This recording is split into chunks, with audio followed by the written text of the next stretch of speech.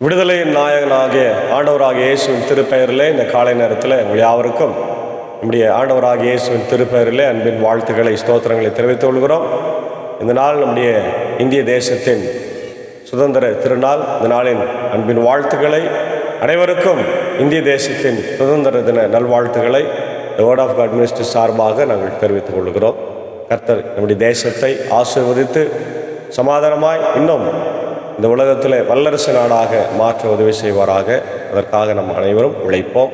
ஆமேன். நமது ஆரம்பம் பிதா குமாரன் பரிசுத்த ஆவியின் நாமத்தில் உள்ளது. ஆமேன். ஜெபிப்போம்.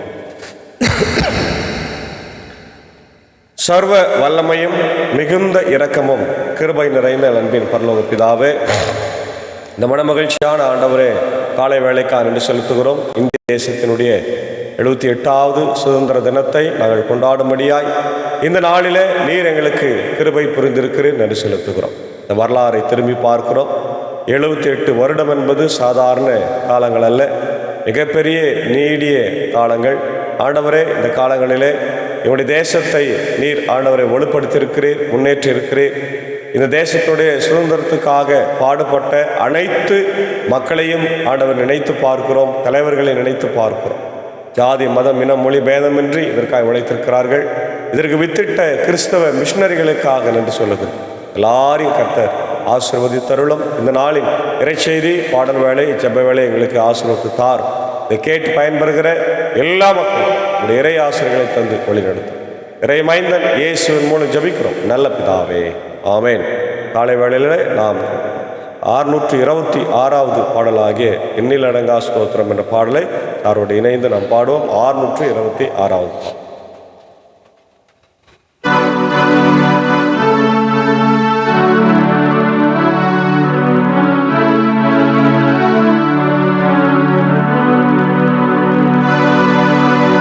எண்ணில் அடங்காத சோஸ்திரம் சுவாமி என்றென்றும் நான் பாடுவேன்.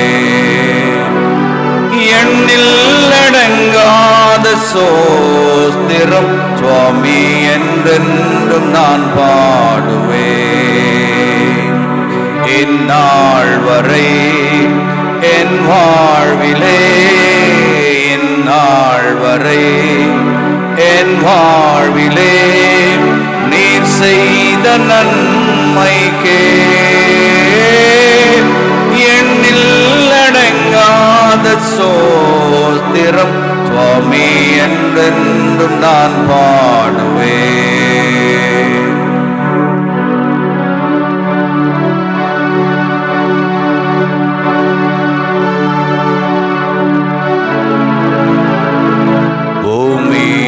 வாழ்கின்ற யாவும் அதன் மேலுள்ள ஆகாயமும், பூமியில் வாழ்கின்ற யாவும் அதன் மேலுள்ள ஆகாயமும், வான்தூதர் சேனைகள் யாவும் சுவாமி உமை போற்றுதே. ஆஹா, எண்ணில் அடங்காத சோஸ்திரம் சுவாமி என்றென்றும் நான் பாடுவேன்.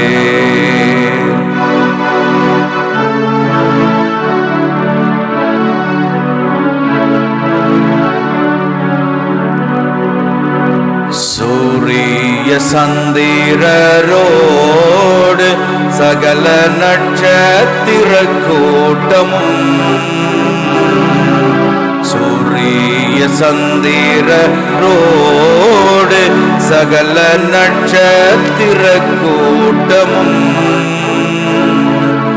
ஆகாய பறவைகள் யாவும் தேவா உமை போற்றுதே. ஆஹா, எண்ணில் அடங்காத சோஸ்திரம் சுவாமி என்றென்றும் நான் பாடுவேன்.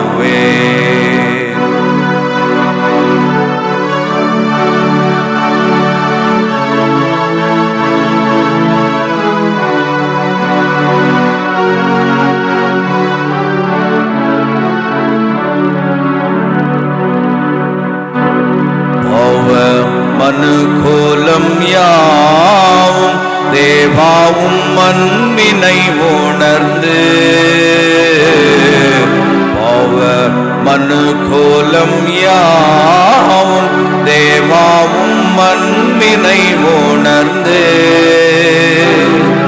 சிலுவையின் தியாகத்தை கண்டு ஓயா துதி பாடுதே. ஆஹா எண்ணில் அடங்காத சோஸ்திரம் சுவாமி என்றென்றும் நான் பாடுவேன். எண்ணில் அடங்காத சோஸ்திரம் சுவாமி என்றென்றும் நான் பாடுவேன். எந்நாள் வரை என் வாழ்விலே, எந்நாள் வரை என் வாழ்விலே நீர் செய்த நன்மைக்கே எண்ணில் அடங்காத சோஸ்திரம் சுவாமி என்றென்றும் நான் பாடுவேன். சுவாமி என்றென்றும் நான் பாடுவேன். சுவாமி என்றென்றும் நான் பாடுவேன்.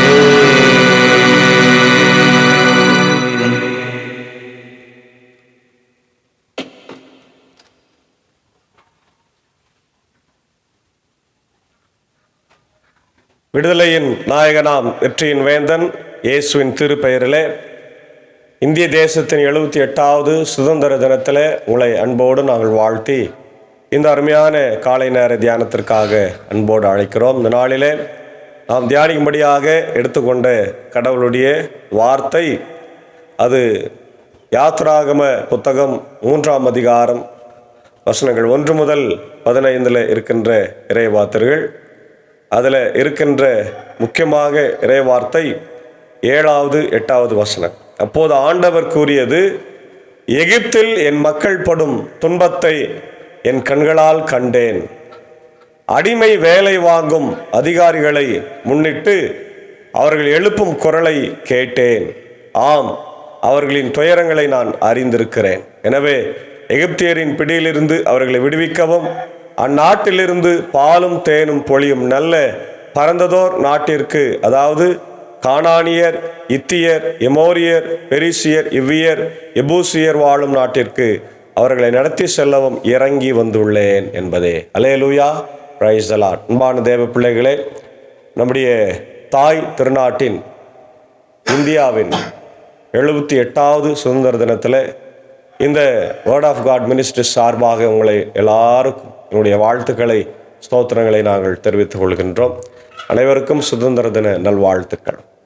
நம்முடைய இந்திய தேசம் இந்த உலகத்தில் மிகவும் வித்தியாசமான ஒரு தேசமாய் இருக்கிறது. ஏனென்றால் இதனுடைய பன்முகத்தன்மை, பல் சமய நெறிகள், பல் சமய சூழல் எல்லாமே நமக்கு ஒரு பெரிய வரப்பிரசாதமாக இருக்கிறது. பல நாடுகளில் ஒரே மதம் இருக்கும், ஒரே இனம் இருக்கும், ஒரே குழுவினர்கள் இருப்பார். ஆனால் இங்கே கணக்கில் அடங்கா மதங்களும், கணக்கில் அடங்கா ஜாதிகளும், கணக்கில் அடங்கா மொழிகளும் பண்பாடுகளும் இன்றைக்கு இந்த சமூகத்தில் இருக்கிறது. தமிழர்கள், கன்னடர்கள், தெலுங்கர்கள், மலையாளிகள், இந்தியர்கள், இந்தி பேசுகிறவர்கள், வடநாட்டு மக்கள் என்று சொல்லி பல்வேறு பிரிவினைகள் நமக்குள்ள இருந்தாலும் நாம் இந்தியர் என்பதில் ஒற்றுமையாக இருக்கிறோம்.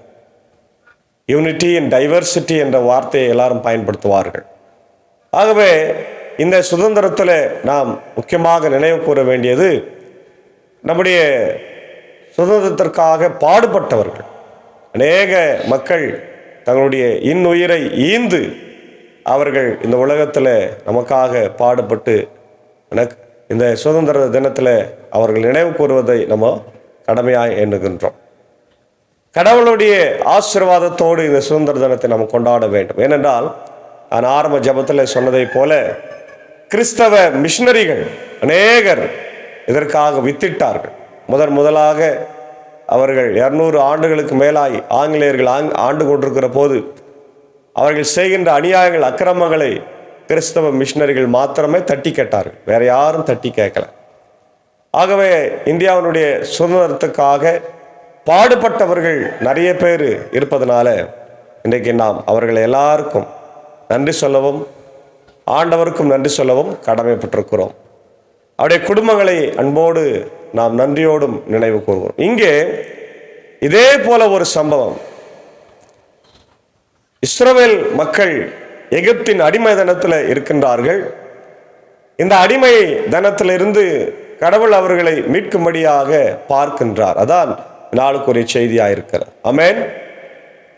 அவருடைய துன்பங்களை நான் கேட்டேன், அவருடைய துன்பங்களை நான் பார்த்தேன், அவருடைய துன்பங்களை நான் அறிவேன், அவர்களை மீட்கும்படியாக இறங்கி வந்துள்ளேன் என்கின்ற வினைச்சொல், the verb என்று நம்ம சொல்லப்படுகின்ற வினைச்சொல், வினை ஆற்றுகின்ற சொல்லை கடவுள் இங்கே சொல்லுகிறார்.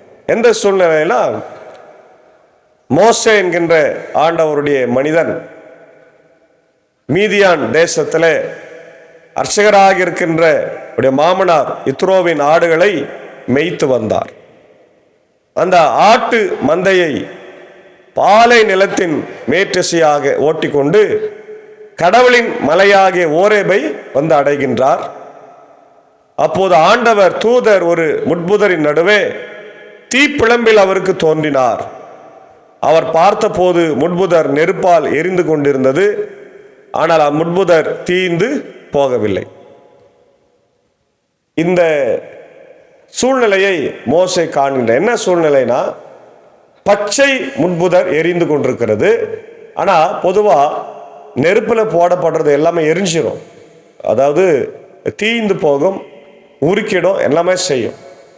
இன்றைக்கி நம்ம நிறைய இந்த ஃபயர் ஆக்சிடென்ட்ஸ் இதெல்லாம் நம்ம பார்க்குறோம். நெருப்பில் கோரமான ஒரு ஆக்சிடென்ட்னா ஃபயர் ஆக்சிடென்ட், மற்றதெல்லாம் கூட உடல் நசுங்கி அல்லது இடித்து உடனே இறந்து போவாங்க. ஃபயர் ஆக்சிடென்ட்ஸ் வந்து ரொம்ப கொடுமையானது, அதை நம்ம பார்க்குறோம் இல்லையா? அப்போது இந்த முள்புதர் நெருப்பில் எரிகிறதை தவிர அது ஒன்றும் ஆகலை. இதை எதை குறிக்கிறதுனா, இஸ்ரவேல் மக்கள் துன்புறுத்தப்படுகிறார்கள், அவதிப்பட்டு கொண்டிருக்கிறார்கள். முதல் அதிகாரத்தில் நம்ம பார்க்கும்போது செங்கல் அறுப்பது, சாந்து தயாரிப்பது என்று சொல்லி அவர்களை மிக கடுமையாக வேலையை வாங்குறாங்க. காலையில் போனாங்கன்னா இரவு தான் வர முடியும். சாப்பாடு இல்லை, தண்ணி இல்லை, வேலை செய்யலாம், அடி உத, பிள்ளைகளை வந்து பார்க்க முடியாது, குழந்தைகளை பார்க்க முடியாது. ஒருவேளை இந்த நிலத்தில் குழந்தைகளை தோளில் தூக்கின்னு போய் தோழியில் போட்டு விட்டு தொட்டிலில் போட்டு விட்டு அவங்க வேலை செய்யும் போது அழுவாங்க. குழந்தைகளை பாம்பு கடிச்சாலும் தேளு கடிச்சாலும் இவர்கள் போய் பார்க்க முடியாத ஒரு சூழ்நிலை. இப்படிப்பட்ட சூழ்நிலையில தான் சிறுவர்கள் இருக்காங்க. ஆனால் அவங்க ஒன்றும் ஆகலை. கடவுள் அவர்களோடு கூட இருந்ததுனால அவர்களை எகிப்தியர்கள் ஒன்றும் செய்ய முடியவில்லை. அதுதான் இந்த சிம்பலேஷன் இல்லையா? ஏன் முட்புதர் தீந்து போகவில்லை? இந்த மாபெரும் காட்சியை பார்ப்பதற்காக நான் பக்கமாய் செல்வேன் என்று மோசே கூறிக்கொண்டார். அவ்வாறே பார்ப்பதற்காக அவர் அணுகி வருவதை ஆண்டவர் கண்டு மோசே மோசே என்று சொல்லி கூப்பிட்டார். கடவுள் முட்புதரிலிருந்து நடுவிலிருந்து அவரை அழைக்க அவர் இதோ நான் என்றார். அவர் இங்கே அணுகி வராதே, உன் பாதங்களில் இருந்து மிதியடிகளை அகற்றிவிடு, ஏனெனில் நீ நின்று கொண்டிருக்கிற இந்த இடம் புனிதமான நிலம் என்றார். கடவுள் பேசுறார். அதான் ரொம்ப அழகான ஒரு காரியம். மேலும் அவர் உங்கள் மூதாதையின் கடவுள், ஆபிரகாமின் கடவுள், ஈசாக்கின் கடவுள், யாக்கோபின் கடவுள் நானே என்று உரைத்தார். மோசே கடவுளை உற்று நோக்கி அஞ்சியதால் தம் முகத்தை மூடிக்கொண்டார். பார்த்தீங்களா? கடவுள் பேசுறத கேட்டு அவர் முகத்தை மூடிக்கொண்டார். அப்போதான் அவர் சொல்றாரு, எகிப்தில் என் மக்கள் படும் துன்பத்தை நான் என் கண்களால் கண்டேன். ஹல்லேலூயா. நம்மை பார்க்கிற ஆண்டவர் எப்பொழுதுமே, ஆமென், நம்மளை பார்க்கிறார். அவர் நம்முடைய துன்பங்களை கஷ்டங்களை நிறைய பேர் நம்ம கேட்போம், ஆண்டவரே என் கஷ்டம் எவ்வளோ இருக்குது, துன்பம் எவ்வளோ, நீ பார்க்குறியா, உன்னுடைய கண்ணுக்குதா இல்லையா, காதுக்குதா அப்படின்னு கேட்போம் நம்ம. ஆனால் ஆண்டவர் கண்கள் இருக்கிறது, அவர் நம்மளை பார்க்கிறார். இஸ்ரவேல் மக்களுடைய துன்பங்களை அவர் பார்த்தாருன்னு பார்க்குறோம். ஏன்னா அதனால்தான் ஆகாரு ஆண்டவருக்கு என்னன்னு பேர் வைக்கிறாங்க, காண்கின்ற தேவன். காண்கின்ற தேவன், நம்மை பார்க்கிறவர். துன்பங்களிலே நம்முடைய கஷ்டங்களிலே அவர் உடன் உறைந்து இருக்கின்றவர். அதான் சொல்லார், நான் கண்களால் கண்டேன், அடிமை வேலை வாங்கும் அதிகாரிகளை முன்னிட்டு அவர் எழுப்பும் குரலையும் கேட்டேன். கண்களால் கண்டேன், அவருடைய குரலையும் கேட்டேன் என்று சொல்லுகிறார். அது மாத்திரமல்ல, அவருடைய துன்பங்களையும் நான் அறிந்திருக்கின்றேன் சொல்றார். அதுக்கப்புறம் இதனால நான் அவர்களை விடுவிக்கும்படியாக இறங்கி வந்திருக்கின்றேன். எவ்வளோ பெரிய ஒரு வார்த்தை பார். கடவுள் இஸ்ரவேல் மக்களை மீட்கும்படியாக இறங்கி வந்து அவர்களை மீட்கும்படியாக பேசுகின்றார். அப்போதான் இந்த அருமையான மக்களுக்காக அவர் சொல்றார், இப்போது இதோ இஸ்ரவேல் மக்களின் அழுகுரல் என்னை எட்டியுள்ளது, மேலும் எகிப்தியர் அவர்களுக்கு இழைக்கும் கொடுமையையும் கண்டிருக்கிறேன். எனவே இப்போதே போ, இஸ்ரவேல் இனத்தவராகிய என் மக்களை எகிப்திலிருந்து நடத்தி செல்வதற்காக நான் உன்னை பார்வோனிடம் அனுப்புகிறேன். மோசே கடவுளிடம் பார்வோனிடம் செல்வதற்கும் இஸ்ரவேல் மக்களை எகிப்திலிருந்து அழைத்து போவதற்கும் நான் யார் என்றார். அப்போது கடவுள், நான் உன்னோடு இருப்பேன், மேலும் இம்மக்களை எகிப்திலிருந்து அழைத்து செல்லும் போது நீங்கள் இம்மலையிலே கடவுளை வழிபடுவீர்கள், நானே உன்னை அனுப்பினேன் என்பதற்கு அடையாளம் இதுவே என்று உரைக்கிறார். பார்த்தீங்களா, மோசே போ சொல்றாரு, மறுக்கிறாரு, ஆனாலும் நான் அவங்க கூட இருக்கிறேன் போப்பான்றார். மோசே கடவுளிடம், இதோ இஸ்ரேல் மக்களிடம் சென்று உங்கள் மூதாதையரின் கடவுள் என்னை உங்களிடம் அனுப்பியுள்ளார் என்று சொல், அவர் பெயர் என்ன என்று அவர்கள் என்ன வினவினால் அவர்கள் என்ன சொல்வேன் என்று மோசே கேட்கிறார். அப்போ கடவுள் மோசே நோக்கி, இருக்கின்றவராகவே இருக்கின்றவர் நானே, மேலும் அவர் நீ இஸ்ரேல் மக்களிடம் இருக்கின்றவர் நானே என்பவர் என்னை அனுப்பினார் என்று சொன்னார் இல்லையா. அதனால் அன்பான தேவ பிள்ளைகளே, இந்த காலை நேரத்தில் கடவுள் ஒரு காலத்தில் ஆங்கிலேயர்களுக்கு அடிமையாயிருந்த நாம் சுயமாய் சிந்திக்காம, சுயமாய் யோசிக்காம, சுயமாக நம்முடைய வாழ்க்கையை வாழாம துன்பத்தில் அடிமைதனத்தில் இருந்த நம்மை ஆண்டவர் மிஷினரிகள் வழியாக குரல் கொடுத்து செய்தார். அதுக்கப்புறம் அந்த ஆங்கிலேயர்களை எதிர்த்து நம்முடைய தேச தலைவர்கள் போராடினார்கள், அநேகர் உயிரை திறந்திருக்கிறார்கள் நமக்காக இல்லையா. அவர்கள் எல்லாரும் நினைத்து பார்க்கணும், இன்னைக்கு தேசம் வளர்ந்த தேசமாய் இருக்க வேண்டும், அதற்காக நாம் ஒவ்வொருவரும் உழைக்க வேண்டும். நம் அனைவருக்கும் தேசத்தின் மேலே பாசமும் அன்பும் மரியாதையும் இருக்க வேண்டும் என்பதை நாம் மறந்துவிடவே கூடாது. அதனால்தான் இந்த பகுதியில் நமக்கு ஆண்டவர் கொடுக்கின்ற இறை வார்த்தை நம்ம பார்க்குறோம். அது மட்டும் இல்லை, கலாத்தியர் 5:13 நம்ம பார்க்குறோம், அவர் நம்மை ஆவிக்குரிய வாழ்க்கையிலும் மீட்கின்றார். ஃப்ரீடம் அண்ட் ரெஸ்பான்சிபிலிட்டி இல்லையா, freedom in Christ, responsibility in Christ என்று நம்ம பார்க்குறோம். ஆண்டவரோடு கூட நாம் இணைந்து இருப்பது, அப்போ நம்ம தேசத்திற்காக நம்ம ஜபிப்பது, தேசத்திற்காக நாம் அநேக நல்ல காரியங்களை செய்வது. நம்ம என்னென்ன தேசத்துக்கு செய்யணுமோ, வரி செலுத்துறது இல்லையா, டேக்ஸ் பே பண்ணுறது, தேசத்திற்காக பங்களிப்பு நம்ம செய்கிறது, ஜபிப்பது எல்லாம். எம் தாமஸ் என்கின்ற ஒரு இறையலாளர், அவர் ஒரு லே பர்சன் தான். அந்த லே பர்சன் என்ன பண்ணுறாருன்னா, அவர் என்ன தன்னுடைய புத்தகத்தில் எழுதுகிறார், all Indians should work together. நம்முடைய பங்களிப்பு எல்லா நேரங்களிலும் இந்திய தேசத்தினுடைய வளர்ச்சிக்காக இருக்க வேண்டும் என்று சொல்லுகிறார். ஒவ்வொரு உழைப்பிலும், அதாவது கிறிஸ்தவனுடைய உழைப்பு வேணும், இந்துவனுடைய உழைப்பு வேணும், முஸ்லீமுடைய உழைப்பு வேணும், கடவுளே இல்லைன்னு சொல்கிறான் பாரு, அவனுடைய உழைப்பும் வேணும். அப்போ இந்த உலகத்தில் ஆண்டவர் நம்முடைய தேசத்தை ஒரு நல்ல வல்லரசு நாடாக உயர்த்துவதற்கு, அதே நேரத்தில் இன்றைக்கு நமக்குள்ள நிறைய மதங்கள், அதே நேரத்தில் ஜாதி சண்டைகள், மொழி பிரச்சனைகள்லாம் இருக்கிறது. இதெல்லாத்தையும் கடந்து நம்ம ஆண்டவருக்குள்ளாக நாம் ஒற்றுமையாக நம்ம இந்தியர்கள் என்பதை நம்ம இந்த உலகத்தில் நிரூபிக்க வேண்டும். எல்லாரும் என்னுடைய சகோதர சகோதரிகள், இந்திய தேசத்தின் மக்கள். என்னுடைய பாடல், தமிழ் பாடல்கள் புத்தகத்தில் பின்னாடி இந்தியர் என்பதில் பெருமை கொள்வோம், இணைந்த இன்னும் பல சாதனை புரிவோம். இந்தியர்கள் என்னுடைய உடன் பிறந்தவர்கள், எல்லாரும் என்னுடைய சகோதர சகோதரிகள் என்று எழுதியிருக்கும். அதுபோல நாமும் இந்த உலகத்தில் அனைத்து இந்தியர்களையும் சகோதர சகோதரிகளாய் பாவிக்கவும், இந்திய நாட்டு மக்களுடைய இறையாண்மையை காக்கவும், இந்திய தேசத்திற்காக தொடர்ந்து உழைக்கவும் ஜெபிக்கவும் நம்முடைய வாழ்க்கையில் இந்த நாளில் உறுதி பூண்போம். நம்முடைய தலைவர்களுக்காக நாம் ஜெபிக்க கடமைப்பட்டிருக்கிறோம். தீமோத்தேயுக்கு பவுல் சொல்கிறாரு, நீ நல்லா இருக்கணும்னா உன் தேச தலைவர்களுக்காக ஜெபம் பண்ணு அப்படின்ற. அதுபோல் நாமும் கூட நம்முடைய தேச தலைவர்களுக்காக ஜெபிப்போம். நல்லாட்சி தர வேண்டும். குறிப்பாக நம்முடைய முதலமைச்சர், தமிழ்நாட்டின் முதலமைச்சர், கவர்னர், அமைச்சரவைக்காகவும், அதே நேரத்தில் நம்முடைய மத்திய அமைச்சரவைக்காகவும், அவருடைய தலைவராக இருக்கின்ற ஜனாதிபதி, பிரதமருக்காகவும் நம்ம வேண்டிக் கொள்ளும் போது தேசம் நிச்சயமாக நன்றாக இருக்கும் என்பதில் எந்த சந்தேகமும் இல்லை. அப்படிப்பட்ட ஒரு இறை வாழ்வை நாம் தொடர்ந்து வாழவும், தேசத்திற்காக உழைக்கவும் கர்த்தர் நம்மை ஆசீர்வதிப்பாராக. ஆமேன். ஜெபிப்போம்.